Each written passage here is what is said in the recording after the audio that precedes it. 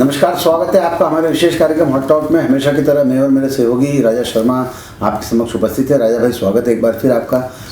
पंजाब, उत्तर प्रदेश, गोवा, मणिपुर में चुनाव परिणाम आ चुके हैं। लगभग सब जगह सीन साफ हो चुका है। उत्तर प्रदेश में भारतीय जनता पार्टी की सरकार बनने जा रही है, मणिपुर में भारतीय जनता पार्टी की सरकार बनने जा रही है, उत्तराखंड में भी सरकार बनने जा रही है, गोवा में अभी स्थिति स्पष्ट नहीं है। लेकिन सबसे बड़ा जो फेरबदल हुआ है वो पंजाब में हुआ है, जहां पार्टी भारी बहुमत के साथ सरकार बनाने जा रही है। राजा भाई, आपके तमाम सारे प्रेडिक्शन की बात करूं तो मैं सिद्धू आपने हारने का लिखा था, चन्नी हारने का लिखा था, अमरिंदर सिंह हारने के बारे में आप हॉटलाइन पर लगातार ब्रेक करते आए हैं। धामी जो उत्तराखंड के मुख्यमंत्री, उनके बारे में लिखा था आपने, केशव प्रसाद मौर्य के बारे में लिखा था लगभग, और साथ में अमरिंदर सिंह जी के बारे में भी लिखा था, दोनों बादलों के बारे में लिखा था। तो लगभग सारे उम्मीदवार हार चुके हैं मेरी सी जानकारी जो अभी तक की है। तो ये प्रेडिक्शन आपका एकदम शब्दशः सही साबित हुआ है। तो इस तरह के लगातार आप जो राजनीतिक विश्लेषण करके ग्राउंड रिपोर्ट से जो रियलिटी निकाल के आते हैं, निश्चित तौर पर बधाई के पात्र हैं। और इस परिणाम पर आपकी तात्कालिक प्रतिक्रिया क्या है? देखिए, मैं सबसे पहले तो बात करूंगा उत्तर प्रदेश से शुरू करूंगा मैं जी। पंजाब पे अपन डिटेल में चर्चा करेंगे ही। पूरे देश की निगाहें उत्तर प्रदेश पर थी, और उत्तर प्रदेश में निगाहें इसलिए थी और है क्योंकि उत्तर प्रदेश से दिल्ली का रास्ता तय होता है। उत्तर प्रदेश में 403 विधानसभा सीटें हैं, 75 जिले हैं और 15 करोड़ वोटर है सर। तो 15 करोड़ वोटर की पल्स समझना भी कोई सामान्य बात तो नहीं है, 75 जिलों को भी समझना कोई सामान्य बात नहीं है, और 403 सीटें हैं, उनके ट्रेंड को समझना भी कोई आसान बात नहीं है। लेकिन जिस तरीके से उत्तर प्रदेश पे देश की पॉलिटिकल पार्टियों की, मतदाताओं की, देश की जनता की और ख़ास तौर से इंटरनेशनल लोगों की भी निगाहें थी कि उत्तर प्रदेश में क्या होता है। तो जिस तरीके का ट्रेंड अभी तक चल रहा है, जैसे अपन बात कर रहे हैं, तो मोर और लेस ये मान के चलिए Bharatiya Janata party clear majority में है, और समाजवादी पार्टी 130 के आसपास ट्रेंड कर रही है, और बीजेपी 260 प्लस ट्रेंड कर रही है। तो ये तो क्लियर है कि भारतीय जनता पार्टी ने अपना जादू बरकरार रखा। ये कह सकते हैं कि पिछली बार के मुकाबले थोड़ा सा उनका बुखार उतरा है, लेकिन जितना ताकत से चुनाव विपक्ष की पार्टियों ने लड़ा, उसके बाद भी बीजेपी प्लस 260 मेंटेन कर रही है, तो ये अपने आप के अंदर बड़ी बात है। लेकिन उत्तर प्रदेश के चुनाव को आपको 2-3 नज़रियों से देखना चाहिए, और ख़ास तौर से मेरा बहुत स्पष्ट मानना है, जैसा कि मैंने उत्तर प्रदेश पे अध्ययन किया, उत्तर प्रदेश में कॉन्टेस्ट तो था Samajwadi party versus Bharatiya Janata party, बिल्कुल सही, clear. SP versus BJP contest था, लेकिन कॉन्टेस्ट में निर्णायक भूमिका निभाई है बहुजन समाजवादी पार्टी के कमिटेड वोटरों ने। बहुजन समाजवादी पार्टी का जो कमिटेड वोटर था, जो मैं देख रहा था आंकड़े 2012 के भी और 2017 के भी, 17 में भी तकरीबन 2-1 करोड़ वोट तो बहुजन समाजवादी पार्टी के ऑन ग्राउंड थे ही, और 12 में तो वहाँ पे ऑलरेडी बीएसपी मुख्यमंत्री रही है। तो एक पार्टी जिसका इतना बड़ा काडर रहा हो, इतना बड़ा नेटवर्क रहा हो, अपने दम पर सरकार बनाती रही हो बीएसपी, अब वो 2 सीटों या 3 सीटों पे आगे सिमट गई सर। बहुत लंबा अंतराल नहीं है पिछले 5 साल के अंदर। तो ये जो उसका वोट बैंक था, वो vote bank Bharatiya Janata party के साथ खड़ा हो गया, ऐसा मेरा स्पष्ट मानना है, ठीक है। और जब बीएसपी का वोट बैंक भाजपा के साथ स्पष्ट खड़ा हुआ, उसके बाद बीजेपी 260 के आसपास आ रही है। इसका मतलब कहीं न कहीं ये जो इंटरनली इनका टाइप था, अलायंस था बीजेपी और बीएसपी का, उस पार्ट पे भारतीय जनता पार्टी आज 260 प्लस दिख रही है। समाजवादी पार्टी तकरीबन 100 सीटों के आसपास ग्रो भी कर रही है। पिछली बार 43-44 थी, अभी 130 के आसपास ट्रेंड चल रहा है। तो अपन मान के चलते हैं 100 सीटों के आसपास ग्रो भी कर रही है। लेकिन समाजवादी ग्रो कर रही है, वो उसका अपना पार्ट है, लेकिन बीएसपी बीजेपी के साथ खड़ी रही, ये बड़ा पार्ट है, ये आप ध्यान रखो। अब उत्तर प्रदेश की राजनीति की आप बात कीजिए। उत्तर प्रदेश की राजनीति में मायावती अखिलेश की पार्टी को हराना चाहती थी, इसलिए वो भाजपा के साथ खड़ी रही, और आप परिणाम स्वरूप देख लीजिए, बीएसपी सिर्फ 3 सीट और 2 सीट पर ट्रेंड में नजर आ रही है। इतनी बड़ी पार्टी जिसका इतना बड़ा जनाधार, 15 करोड़ वोटरों में उसका खुद का एक बड़ा नेटवर्क, उसके बाद 3 सीट जीत रहे। कारण समझिए, उनका अलायंस था बीजेपी से कि किसी भी सूरत में अखिलेश को नहीं आने देना है, इसलिए भाजपा के साथ खड़ी हो गई। तो ये मेरा स्पष्ट मानना है कि बीजेपी की इस जीत में बहुजन समाजवादी पार्टी बहन जी का बड़ा कॉन्ट्रीब्यूशन है। एक बात। अब अपन बात करते हैं किन मुद्दों पर चुनाव लड़ा गया। नंबर 1, महिला सुरक्षा, law and order, good governance, ये योगी जी की यूएसपी रही, उसी को उन्होंने मार्केट किया, और उसी के आधार पे ये चुनाव फ्लोट किया गया। नंबर सेकंड, मुफ्त राशन, राष्ट्रवाद, ये बड़े मुद्दे भारतीय जनता पार्टी के पहले दिन से ही रहे, उस पर भी इस चुनाव को मोबिलाइज किया गया। ठीक है, अखिलेश के पास कोई मुद्दे नहीं थे, अखिलेश की loose talk day by day चुनाव उनके ग्रिप से बाहर कर रही थी। अखिलेश बोलने में शुरू से ही रफ रहे, उन्होंने किसी भी व्यक्ति विशेष के चरित्र पे बहुत रेस्पेक्ट की भाषा का इस्तेमाल नहीं किया। और योगी जी कुल मिला के saffron brigade, saffron poster boy कई लोगों की आस्था का केंद्र भी रहे। तो इसके कारण जैसे जैसे अखिलेश लूज टॉक करते चले गए, चुनाव उनकी ग्रिप से बाहर होते चले गया। प्लस मुलायम सिंह यादव केवल एक बार मुझे नजर आए पूरी चुनाव के अंदर, वो भी शुरुआत के अंदर। मुझे लगता है वो भी अखिलेश के विधानसभा क्षेत्र में ही गए थे प्रचार करने। मुलायम सिंह स्टॉलवर्ट रहे हैं, मुलायम सिंह देश के केंद्रीय गृह मंत्री रहे, रक्षा मंत्री रहे, मुख्यमंत्री रहे, उनकी पोजीशन को इग्नोर नहीं किया जा सकता। उम्र हो जाए अलग विषय, लेकिन पोजीशन को तो इग्नोर नहीं किया जा सकता ना। तो मुलायम सिंह का साथ मुझे अखिलेश को मिलता हुआ नहीं दिखा, या अखिलेश ने मुलायम जी को साथ लेकर नहीं चले। ये एक विषय चिंता का हो सकता है, प्रश्न विषय बहस का भी हो सकता है कि क्या था। लेकिन मुझे लग रहा है ये सब कारण जो है जिसके कारण आपको चुनाव परिणाम के ट्रेंड में नजर आ रहे हैं। आपने बिल्कुल ठीक कहा कि कहीं न कहीं बीएसपी बीजेपी के साथ खड़ी नजर आई जी। बीएसपी का जो कमिटेड वोटर था लगभग 2 करोड़ के आसपास मैं मान सकता हूं, पिछले चुनावों को अगर आकलन करें, वो वोटर पूरा टर्न हुआ बीजेपी की तरफ, जिसका सीधा फायदा बीजेपी को मिला। करेक्ट। बीजेपी की सीटें जरूर कम हुई है, मुझे लगता है कि ये लगभग 50 से 60 सीटें कम हुई है। बीजेपी 313 पे थी और अभी बीजेपी जिस तरीके से ट्रेंड कर रही है 260 के आसपास, तो आप मान के चलिए 50-55 सीटें तो कम है। 50-55 सीटें कम हुई है। मुझे लगता है कि जो आपने कहा वो बात बिल्कुल सही है कि जो कानून व्यवस्था, महिला सुरक्षा, मुफ्त अनाज, ऐसे तमाम सारे मुद्दे थे जो योगी सरकार ने बहुत अच्छे से संचालित किए और जिसका सीधा फायदा इस चुनाव में उनको देखने को मिला है। यहाँ बीजेपी की सीटें कम होना और समाजवादी सीटें की सीटें बढ़ना, मुझे इसमें थोड़ा सा जो विश्लेषण करने में नज़र आता है तो कहीं ना कहीं एक तो जातिगत समीकरण उत्तर प्रदेश में बहुत मायने रखता है। तो ब्राह्मण और यादव की नाराज़गी भी बीजेपी के साथ थी, जिसकी वजह से उनकी सीटें कम हुई है। इस बात को लेकर क्या कहते हैं? देखिए, बीजेपी तो पॉलिटिकल कॉरिडोर में तो चर्चा ये भी थी कि भारतीय जनता पार्टी के साथ इस चुनाव के अंदर कहीं धोखा ना हो जाए।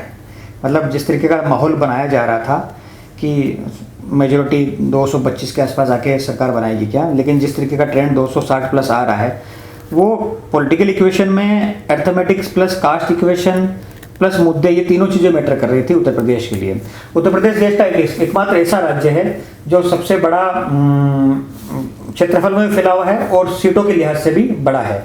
तो आप ये समझिए कि आरएलडी के साथ समाजवादी पार्टी का अलायंस था, तो वेस्टर्न यूपी में ये माना जा रहा था कि आरएलडी अच्छा परफॉर्म करेगी, लेकिन मुझे लगता है कि आरएलडी को ओवर एस्टिमेट किया गया, आरएलडी अंडर एस्टिमेट परफॉर्म कर रही है। ऐसा मुझे भी इनिशियल जो अभी अपन जिस बात पर बात कर रहे हैं, जिस ऑलमोस्ट सीन क्लियर हो रहा है उसके बाद तो अपन बात कर रहे हैं, ठीक है।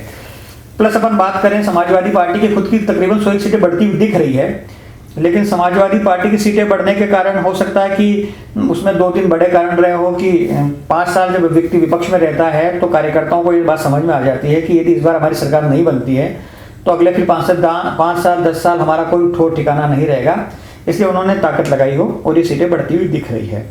लेकिन इंपॉर्टेंट चीज़ ये है कि इस पूरे चुनाव में बहुजन समाजवादी पार्टी का जो cadre vote, committed vote, Mayawati की रस्म अदायगी की चुनाव लड़ना, यह बीजेपी के साथ फेवरेबल रहा है। राजा भाई, ये बात तो सही कही आपने। मायावती जी पिछले कई 1-1.5-2 सालों से तो बिल्कुल जो उनके स्वर मुखर होते थे, मनुवादी ताकतों की बात करती थी, तमाम सारी बातें करती थी, सांप्रदायिक ताकतों की बात करती थी, वो सब चीज़ें गौण हो गई, कहीं दिख नहीं रही है। इवन मायावती भी कहीं खुद दिख नहीं रही हैं। और क्या इसके पीछे कोई हिडन एजेंडा, क्या इसके पीछे कोई सरकारी जांच एजेंसी का डर, ऐसा लगता है आपको? देखिए, जब सरकार, केंद्र सरकार से मायावती का इंटरनल टाइप मुझे तभी समझ में आ रहा था जब मध्य प्रदेश में बीएसपी के जो विधायक थे उस पर फरमान जारी था कि आपको बीजेपी के साथ खड़ा होना है।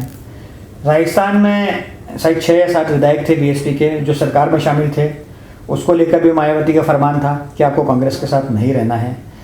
तो आप ये मान के चलिए कि मायावती अल्टीमेटली किसके साथ थे? मायावती, मुझे आप साफ बताइए कि ये इतनी बड़ी पार्टी थी, क्षेत्रीय पार्टी, अपने आप में इतनी बड़ी पार्टी थी कि उसका खुद का मुख्यमंत्री हुआ करता था, उसके बाद 2 सीटों पे आके कैसे रुक गई, 3 सीटों पे आके कैसे रुक गई? क्या कारण है? इसका मतलब पार्टी का स्ट्रक्चर जो है, ऑर्गेनाइजेशन जो है, वोट बैंक जो है उसको संभाल के नहीं रखा गया बीएसपी के लिहाज से, और वो वोट बैंक स्विच हो गया भारतीय जनता पार्टी की तरफ। इसमें मेरा ओपिनियन ये है कि ये स्विच किया गया है पर्टिकुलर इस चुनाव में समाजवादी को बाहर रखने के लिए, क्योंकि भारतीय जनता पार्टी के तो कुछ मंत्री भी हार रहे हैं, कुछ नेता भी हार रहे हैं। इसका मतलब बीजेपी का वोट बैंक तो बीजेपी से कई बार हो सकता है कि स्लिप हुआ हो, लेकिन नया वोट बैंक जो जुड़ा है उसके कारण 260 के आसपास बीजेपी ट्रेंड करती नजर आ रही है। तमाम सारी ऐसी बातें हैं जो राजनीति की जो शतरंज है उसकी दिशा जब बिजती है तब उस पर अलग अलग ढंग से कैसे उस गोट को चलना है, कैसे घोड़ा ढाईगर चलेगा और कैसे हाथी सीधा चलेगा और कैसे ऊँट चलेगा, और राजा वजीर उन सबको कैसे चलाएंगे, राजनीति की बिसात है। और राजनीति के तमाम सारे समीकरण, तमाम सारी मजबूरियाँ और तमाम सारे वादे और तमाम सारे समझौते जिनका स्वरूप अलग होता है, जिनका हिडन एजेंडा अलग होता है, ये हमें देखने को मिलता है, हर चुनाव में देखने को मिलता है। बहरहाल हम सबसे बड़ी जो ऐतिहासिक जीत जो आपने दर्ज की है वो पंजाब में दर्ज की है, उसको लेकर क्या कहते हैं? निश्चित रूप से आपको याद हो, मैं बात अक्टूबर से कह रहा हूँ जी, ऑन रिकॉर्ड कह रहा हूँ। अक्टूबर में मैंने सबसे पहले लिखा था कि पंजाब में कॉन्टेस्ट रहेगा आम आदमी पार्टी वर्सेस कांग्रेस। उस समय भी कांग्रेस, आम आदमी पार्टी के पास 22 विधायक हुआ करते थे जब अमरिंदर सिंह की सरकार हुआ करती थी, ठीक है।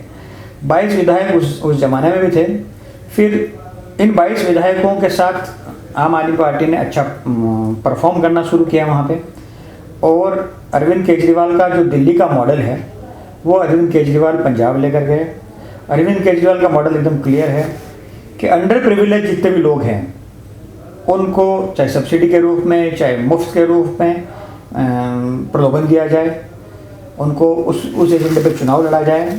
प्लस अरविंद केजरीवाल का सबसे बड़ा एडवांटेज ये भी है कि दिल्ली में उन्होंने केंद्र सरकार की नाक के नीचे 2 बार अपनी सरकार को बनाया, ठीक है।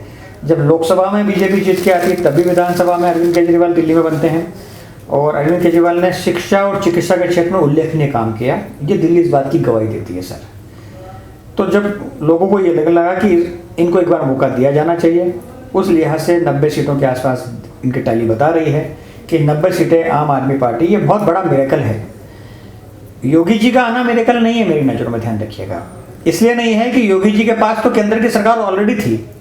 केंद्र की सरकार की योजनाएं, मुफ्त का राशन, लाखों करोड़ों के इन्वेस्टमेंट की जितने भी निवेश की बातें, और नरेंद्र मोदी जैसा global stalwart leader Yogi ji के पास ऑलरेडी था। योगी जी खुद का चेहरा बड़ा है, उनका खुद का सेफ्रॉन ब्रिगेड आइडेंटिटी बड़ी है, बुलडोजर के नाम से वो जाने जाते हैं।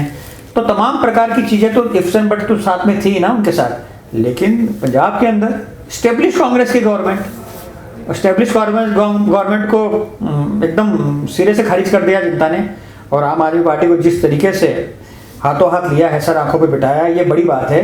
तो आप देखिए, एक क्षेत्रीय पार्टी एक राज्य से दूसरे राज्य में पांव पसार के मजबूत हो गई है। मुझे लगता है इसके फुटप्रिंट आपको गुजरात में भी देखने को मिलेंगे, क्योंकि गुजरात में पिछले दिनों भी जब अर्बन बॉडी के इलेक्शन हुए तब भी आम आदमी पार्टी के कुछ कैंडिडेट जीते थे। विधानसभा के अंदर भी गुजरात के अंदर अच्छा परफॉर्मेंस रहा।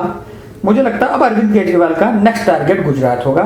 लेकिन इस जीत को मैं लैंडस्लाइड विक्ट्री इसलिए कह रहा हूँ, लोगों ने अरविंद केजरीवाल में एक होप देखी है, कांग्रेस को खारिज करके होप देखी। आप समझिए, शिरोमणि अकाली दल जो मतलब बीजेपी अलायंस के साथ लंबे समय तक पंजाब की पॉलिटिक्स करते रहे, उनको खारिज कर दिया। बड़े बादल छोटे बादल हारने के ट्रेंड आ रहे हैं, ऑलमोस्ट सीटें हारती हुई दिख रही है उनकी। क्या बात है, अमरिंदर सिंह हार गए, अमरिंदर सिंह खुद वर्तमान मुख्यमंत्री वर्तमान सिद्धू हार गए। ये जिस लेवल का जनता ने मैंडेट दिया है, ये आप सोच नहीं सकते कि कितना बड़ा होप, कितनी बड़ी उम्मीद आम आदमी पार्टी से जताई है। झाड़ू फेर दी उन्होंने सब दूर से, चाहे वो शिरोमणि अकाली दल हो, भारतीय जनता पार्टी हो, कांग्रेस पार्टी हो, जो रूलिंग पार्टी रही वहाँ पे, जिन्होंने अमरिंदर सिंह जैसे स्टॉलवर्ट लीडर ने वहाँ पे राज किया, खुद हार गए। बीजेपी के साथ आके भी हार गए, आप अलायंस करने के बाद भी हार गए, आपकी पार्टी का कोई नामो निशान नहीं रहा, करियर खत्म हो गया ना। लेकिन कांग्रेस की दुर्गति का मैं यदि सबसे बड़ा श्रेय देता हूँ दुर्गति का, तो हरीश रावत को देता हूँ, नवजोत सिद्धू को देता हूँ। हरीश रावत हमेशा बैक बाइटिंग करते रहे, प्रॉपर इमेज प्रॉपर नहीं कर पाए दिल्ली दरबार की नज़रों में, और जैसे जैसे कांग्रेस धीरे धीरे वहाँ खोखली होती चली गई, बर्बाद होती चली गई, वैसे उसके लिए हरीश रावत, क्योंकि वहाँ के इंचार्ज थे, इसलिए मैं उनको दोषी मान रहा हूँ। और सिद्धू ने अवसरवादी कैरेक्टर अपनाया अपना। सिद्धू को ऐसा लग रहा था मैं बहुत बड़ा आदमी हूँ, न जाने मेरे को देख के पंजाब गिर पड़ेगा, चुनाव हार गए। देख लीजिए, जनता की पल्स को, नब्ज को समझना आसान काम नहीं है। मैं मेरी बात करता हूँ, मुझसे कई जगह भूल हुई है समझने के अंदर सर, मैं ऑन रिकॉर्ड इस बात को एडमिट कर रहा हूँ। मैं ये समझ रहा था कि बहुजन समाजवादी पार्टी का कुछ वोट समाजवादी पार्टी के साथ जाएगा, उसके कारण समाजवादी पार्टी 170 के आसपास टिक जाएगी। मैं ऑन रिकॉर्ड बात को एडमिट कर रहा हूँ, मेरी भूल थी ये, मैं समझ नहीं पा रहा था कि बीएसपी का वोट कहाँ जाएगा। इतना अध्ययन करने के बाद, इतने जाति के इक्वेशन, पॉलिटिकल इक्वेशन समझ नहीं पा रहे थे कि कौन कहाँ जा रहा है। लेकिन आखिरी के 2 चरणों में मोदी जी ने चुनाव संभाला, काशी में डेरा डाला, काशी में डेरा डाल के 54 सीटों पर जो वेव थी उसको फ्लोट किया। पिछली बार भी इन 54 सीटों में बीजेपी के पास 46 सीटें थी, मुझे लगता है इस बार 50 के आसपास सीटें होंगी।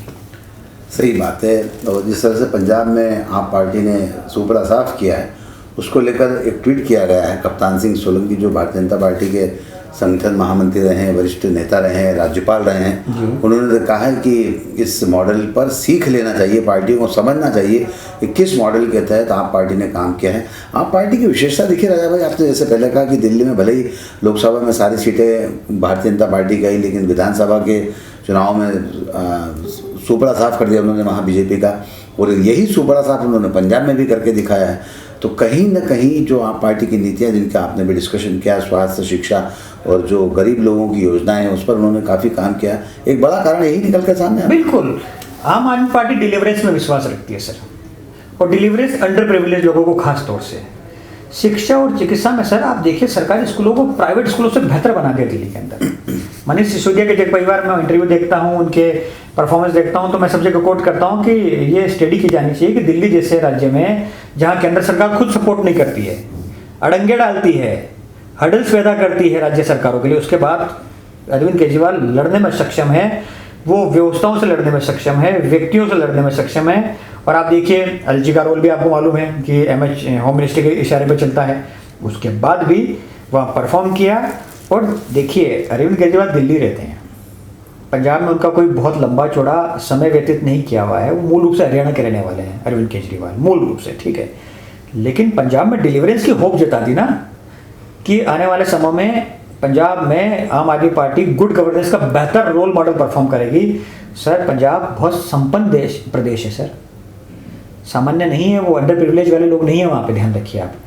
कनाडा में बच्चे पढ़ते हैं वहाँ के पेरेंट्स के, खेती के अंदर लेविश है, और ब्रांड पहनने में, खेती में, खाने में, पीने में, रहन सहन में बहुत, उनको ये प्रलोभन की आवश्यकता नहीं थी, लेकिन वो होप देख रहे हैं कि एक बार चांस किसको दिया जाए। मैं पंजाब को संपन्न समृद्ध प्रदेश मानता हूँ, और वो लोग बहुत ही स्टाइलिश लोग हैं, अंडर प्रिविलेज नहीं है वो लोग, और मतलब मजबूत कौम है सिख कौम जो है, मतलब फिजिकली भी मजबूत है, मेंटली मजबूत है, और आप हाँ, और गौरवशाली भी है। तो सर आप यदि उन्होंने उनको मौका दिया है तो कोई कारण तो होगा।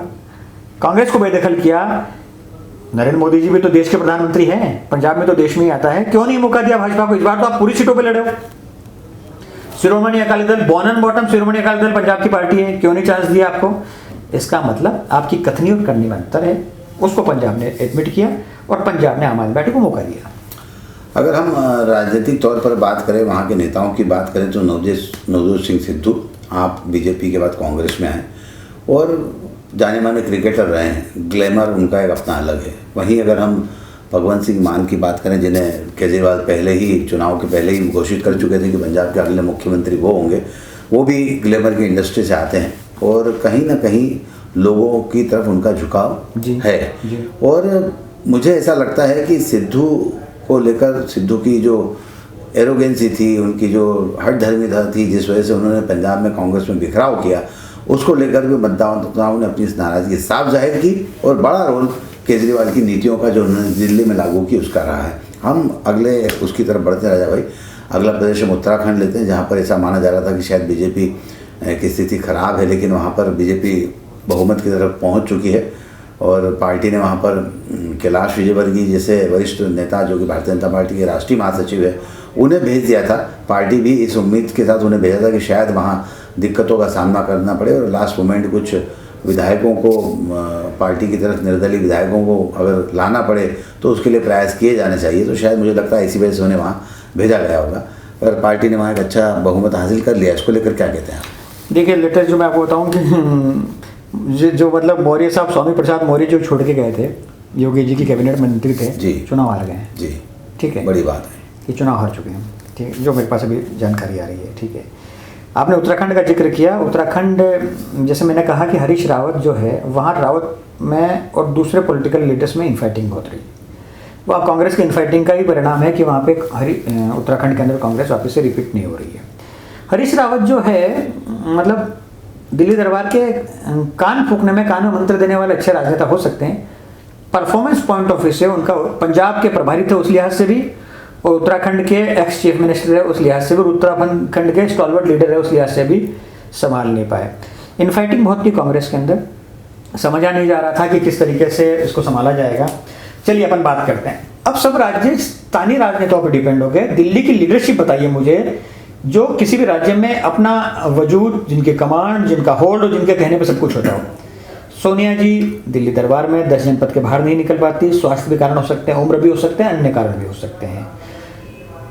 राहुल गांधी कितनी बार गए आप नोट कर लीजिए, चुनाव प्रचार के अंदर आप देख लीजिए। प्रियंका गांधी ने कुल मिला के अपना उत्तर प्रदेश नहीं छोड़ा। तो किसके भरोसे आपने छोड़ रखी पार्टी को, चलिए बताइए? स्थानीय राजनेताओं के भरोसे।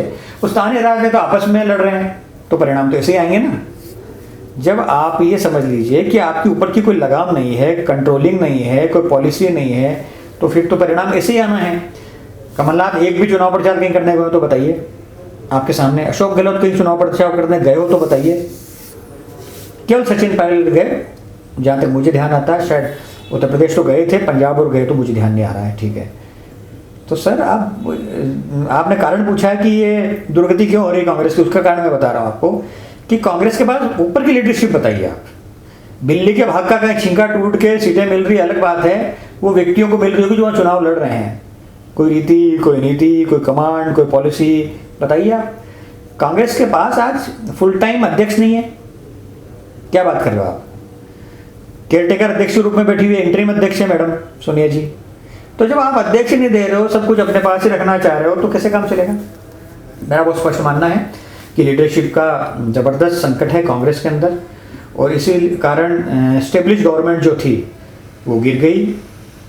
चाहे वो आपकी पंजाब की चली गई आपके हाथ से, और उत्तराखंड में उम्मीद लगा के बैठे थे कि बन जाएगी, परिणाम आपके सामने है। गोवा और मणिपुर की अगर हम बात करें, गोवा में अभी स्थिति बहुत ज़्यादा क्लियर नहीं है। आपके पास कोई ताज़ा जानकारी हो तो ज़रूर बताइए। मणिपुर में तो स्थिति स्पष्ट हो चुकी है, वहाँ भारतीय जनता पार्टी की सरकार बनने जा रही है। गोवा पिछली बार भी कांग्रेस पार्टी की सीटें ज़्यादा थी, लेकिन वहाँ पर सरकार भारतीय जनता पार्टी के समर्थन से बन गई थी। क्या कहते हैं इसको लेकर? देखिए, गोवा पिछली बार भी कांग्रेस की सीटें ज़्यादा थी, लेकिन बीजेपी ने स्थानीय कुछ जो इंडिपेंडेंट्स, जो एमएलएस थे, उनको साथ करके, इंडिपेंडेंट पार्टी को साथ करके सरकार बना ली थी। अभी का जो ट्रेंड आ रहा है वो कंटेस्ट तो टफ है, लेकिन एज में तो बीजेपी है ही। और मुझे नहीं लगता कि अब बीजेपी अपने हाथ से जाने देगी इसको। और देवेंद्र फडणवीस ने मोरलेस गोवा को संभाल रखा था। मुझे अब कोई उसमें डाउट नहीं है कि अब कोई ऐसा आसमानी सुल्तानी काम होगा कि जिसमें कांग्रेस उस वहाँ पे सरकार बना ले। जब तक के ट्रेंड अभी अपन बात कर रहे हैं उसमें बीजेपी एज में है। मणिपुर का मुझे बहुत ज़्यादा ज्ञान नहीं है, इसलिए मैं कुछ कहूँ तो अच्छी बात नहीं है, लेकिन मैं ये मान के चल रहा था कि मणिपुर में बीजेपी रिटेन करेगी, वापस आ गई है। और वहाँ की पॉलिटिकल इक्वेशन का मुझे बहुत ज़्यादा समझ भी नहीं है, तो सर मैं कुछ कहूँ तो अच्छी बात नहीं है। बहरहाल एक लंबा विश्लेषण चुनाव का हमने किया, और राजा भाई के कई सारे प्रिडिक्शंस जो अक्टूबर, नवंबर और जनवरी महीने में किए गए थे वो सारे सही साबित हुए। और सबसे बड़ा प्रिडिक्शन उत्तर प्रदेश को लेकर था, और वहाँ पर उनका जो प्रिडिक्शन था कि बसपा जो है एक अघोषित निर्णायक भूमिका में है और अघोषित रूप से भारतीय जनता पार्टी का समर्थन कर रही है, जो कि शब्दशः सही साबित हुआ है। बसपा के 2 करोड़ वोटर ने वोट जो है वो मुझे नहीं लगता कि समाजवादी पार्टी की तरफ दिया है। उनका झुकाव कहीं ना कहीं भारतीय जनता पार्टी की तरफ रहा है। बीएसपी अपने लिए लड़ती तो सीटें बढ़ती ना सर। सही बात है, बीएसपी अपने लिए लड़ती तो बीएसपी यदि खुद के लिए लड़ती तो सीटें बढ़ती। वोटर तो उसका साथ में था, वोटर कहीं नहीं गया। बीएसपी ने रस्म अदायगी के लिए चुनाव लड़ा, लेकिन इंटरनली एडजस्टमेंट ऐसा ही रहा होगा कि वो बीजेपी को फेवर करना है, और वो परिणाम आपके सामने है। चलिए, राजनीति एक अलग ऐसी चीज़ है जो अलग नीति, चाणक्य नीति से लड़ी जाती है। राजनीति को समझना हर किसी के बस का नहीं है। सामान्य जनता को जो राजनेता जिस रूप में दिखते हैं उनका सब कुछ अलग होता है। देखिए, किसान आंदोलन आरएलडी वेस्टर्न यूपी ये गढ़ माने जा रहे थे कि इस एरिया से ही ग्रो की जाएगी। मेरा मानना है कि वेस्टर्न यूपी से मोर और लेस समाजवादी पार्टी को फ़ायदा हुआ है। आरएलडी को थोड़ा ओवर एस्टिमेट कर लिया गया, इतना अच्छा परफॉर्म नहीं कर पाई। उससे बेहतर तो अपना दल एस जो अनुप्रिया पटेल की पार्टी है उसने परफॉर्म किया बेहतर। लेकिन जो भी सीटें पड़ी है ना, वो सीटें पड़ी है शुरू के 2 चरणों में किसकी, समाजवादी पार्टी की। बाद के 2 चरणों में कंटेस्ट टफ था और आखिरी के 2 चरण तो बीजेपी के फेवर के ही थे सर। और 7वां चरण जो मोदी जी ने वहाँ पे काशी में डेरा डाल के किया, उसमें हवा बना दी। और आप देखिए, मुफ्त का राशन और राष्ट्रवाद, लॉ एंड ऑर्डर, महिला सुरक्षा, ये बड़े मुद्दे उत्तर प्रदेश के रहे। लोग कोविड को भूल गए, लोग किसान आंदोलन को भूल गए और ये जो परिणाम आए हैं वो मोहर लगी है योगी जी की गवर्नेंस पे और मोदी जी की लीडरशिप पे। तो ये जो परिणाम आए हैं वो मोहर लगी है योगी जी की, जो उनकी कार्यशैली है उस पर, मोदी जी की जो कार्यशैली है उस पर लोगों ने मोहर लगाई है। और निश्चित तौर पर पंजाब में जो कुछ घटित हुआ वो आश्चर्यजनक है। सबसे सनसनीखेज चुनाव परिणामों के बारे में बात करें तो पंजाब के ही रहे हैं। बहरहाल मुझे लगता है कि राजा भाई ने बहुत सारी बातें और चुनाव का एक ऐसा विश्लेषण पेश किया है जब आपको जो आप समझने की कोशिश करते हो, आप जानना चाहते हैं कि अंदर की खबरें क्या हैं, अंदर कैसा इसमें चुनाव चल रहा है, वो सब बातें आप तक पहुंचाने की कोशिश की है। आज के इस कार्यक्रम में बस इतना ही। सुनील जोशी और राजा शर्मा को दीजिए इजाज़त। नमस्कार।